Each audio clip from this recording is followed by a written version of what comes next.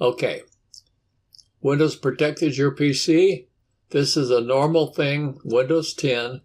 The other versions of Windows probably do something similar. Click on More Information and click Run Anyway.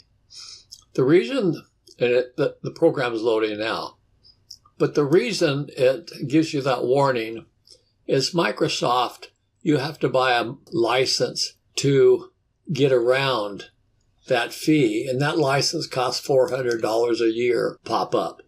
And I'm not going to pay the $400 fee. This is a small organization, but this is the opening page.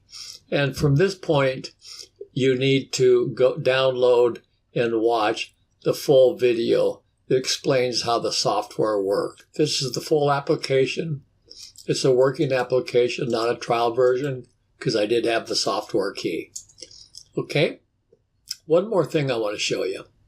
It's really important, I believe. Right-click on this software and come down here, create a shortcut.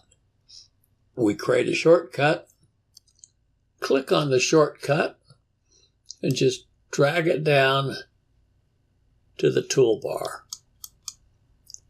I've already done that. It's here. So when you go to start the program, just click here right on there with the rest of your tools on the toolbar. It's that simple.